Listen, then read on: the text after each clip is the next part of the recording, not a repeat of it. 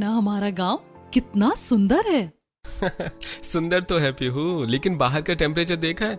45 degree चल रहा है। तो क्या हुआ, गर्मी तो शहर में भी होती है, वहाँ एसी है, यहाँ हवा है। हाँ, वो हवा जो खुद जल रही है। प्रेम की बात में कोई झूठ नहीं था। मई के इस खौफनाक महीने में सूरज जैसे आसमान से आग के गोले बरसा रहा था। बाहर का सुंदर गांव अब सूखा और बेजान दिख रहा है। खेतों में दरारें बढ़ चुकी हैं, पेड़ों के पत्ते झुलस गए थे और गर्म हवाएं पूरे माहौल को और डरावना बना रही थी।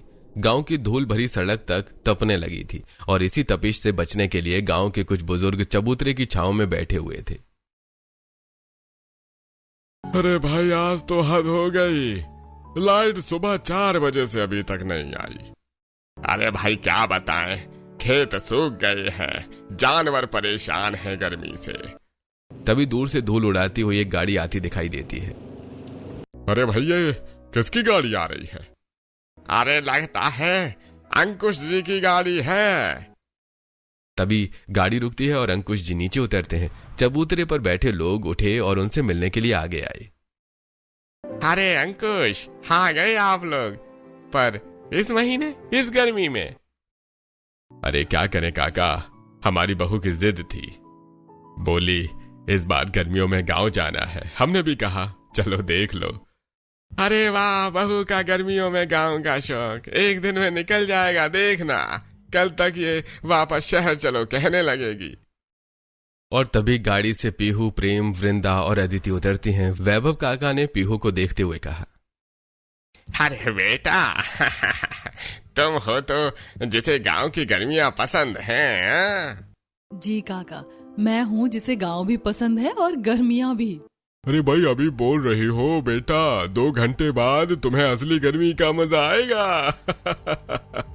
काका आप भूल रहे हैं, मैं शहर से सिर्फ सूटकेस नहीं, अपना ठंडा दिमाग भी साथ लाई हूँ। आप 2 घंटे की बात कर रहे हैं, मैं तो अगले 2 महीने यहीं गुजारने का इरादा करके आई हूँ। देखिएगा, मैं इस गर्मी से बचने का भी जुगाड़ निकालूंगी। तभी वृंदा ने सबको टोकते हुए कहा, अरे बाकी की बातें बाद में करना, वरना यहाँ बीच सड़क पर खड़े खड़े ही पिघल जाएंगे। चलो अब घर चले भाई साहब, हम निकलते हैं, वरना सूरज आज ही हमें भस्म कर देगा। वृंदा की बात सुनकर सबने कदम बढ़ाए। आगे गली के मुहाने पर अमृता, वैभवी और आशा हाथ में पंखा लिए अपनी अपनी देहरी पर बैठी थी। गर्मी ने तो दिमाग ही खराब कर दिया, ना अंदर बैठने में चैन है और ना ही बाहर। मेरा तो मन करता है सब छोड़ो और उस पहाड़ी वाली गुफा में जाकर बैठ जाओ। हाय दैया, ना गुफा का तो नाम मत लो। पता चला ठंडक के चक्कर में वहाँ गृहस्थी बसाने गई और खुद ही डरावनी कहानी बन गई। मजाक छोड़ो, पर इस गुफा में ठंडक तो वाकई में है, लेकिन क्या फायदा इसी ठंडक का, अब तो वहाँ कोई जाता भी नहीं। आशा चाची की बात अभी पूरी भी नहीं हुई थी कि तभी वृंदा अपने परिवार के साथ वहां से गुजरी।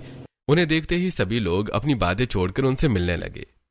अरे वृंदा जी, आप लोग भी गांव ऐसी तपती गर्मी में आए हैं। देखिए ना, गर्मी ने तो सबका बुरा हाल कर रखा है। गर्मी तो बहुत है, लेकिन हमारी बहू का गांव आने का बड़ा मन था, इसीलिए हम सब चले आए। अच्छा, तो बहू जी को गांव की गर्मी पसंद है। बेटा अभी तो पैर जमीन पर रखे हैं, एक दिन में सारी गर्मी समझ आ जाएगी।